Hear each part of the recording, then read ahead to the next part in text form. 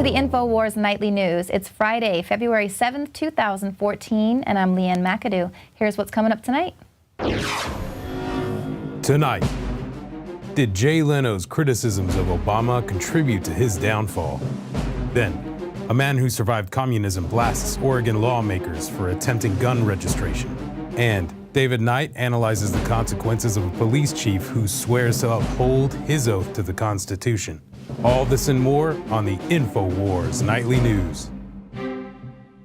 Well, don't ask, don't tell is back. Not for gays in the military. It's President Obama's new policy for questions about Libya. Don't ask, don't tell. Now, despite really high ratings, Jay Leno said goodbye to his long-running late-night talk show last night. But was the fact that he was using his platform to criticize Obama the reason that he may have been fired from NBC? That's what some are speculating, because while most late-night comics took superficial swipes at Obama, Leno was the only one who incorporated conservative talking points like Benghazi Gate, or he would include the scandals like the AP wiretapping controversy, the NSA spying, as well as Leno's call to close down the IRS during his Tonight Show monologues. Now, it's widely acknowledged that Leno writes his own jokes. So just 4 months after his second Benghazi Gate monologue, it was announced that Leno was being replaced by Jimmy Fallon. Now, he's repeatedly ripped on Obama for the disastrous Obamacare rollout. He even signed off his final show by remarking, "And the worst thing about losing this job is I'm no longer covered by NBC. Now I'll have to sign up for Obamacare." Now, NBC's decision to replace Leno can't be explained with falling ratings. He was at the top of the pile of the late-night talk shows, and lately his ratings have been through the roof. So, did Comcast Corporation, who just recently bought out General Electric's 49% share in NBC, and who also donated over $300,000 to Obama's 2012 presidential campaign, have anything to do with Leno's exit?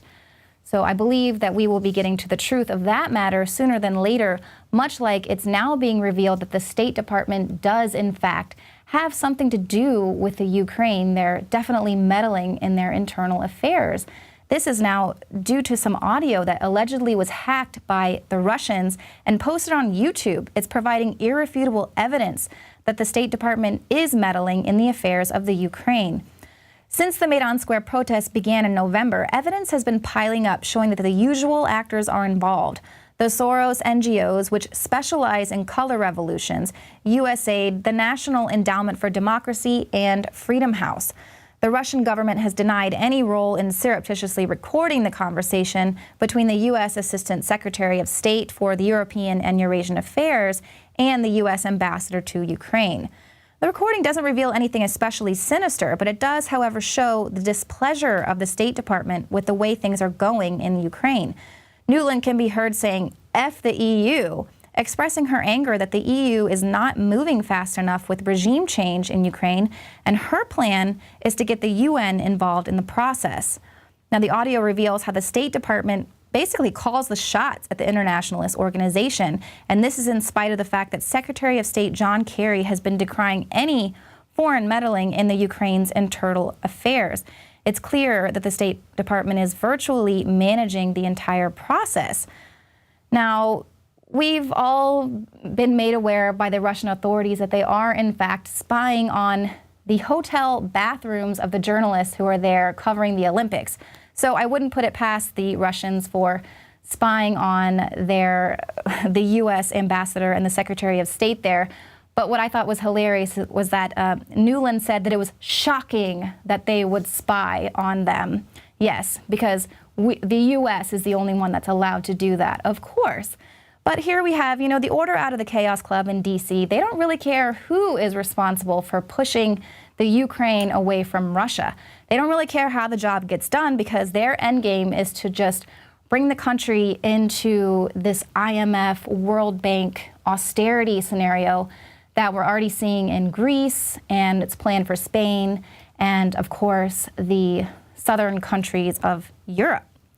So you can actually hear that audio up on Infowars.com. It's pretty interesting what she has to say about some other characters there. Introducing Pro One. All of your filtration in one system, portable, on the go. No more do you have 2 or 3 filters to just reduce sodium fluoride. You have a system that cuts out the sodium fluoride and up to 95% of hydrofluorosilicic acid. Advanced manufacturing technology combines silver-impregnated white ceramic with new Aquamedics advanced media for removal of fluoride and other heavy metals, all in one filter element. It is the only one that does it, and out of the gates, we have it discounted at 10% off with promo code WATER. This is the only system that in one unit helps reduce or remove pesticides, herbicides, chloramines, ammonia, and chlorine, hydrofluorosilicic acid, the most common form of fluoride not covered by other fluoride filter brands, and sodium hexafluorosilicate. Get your Pro Pure with the new Pro One filter today at InfoWarsStore.com or by calling 888-253-3139.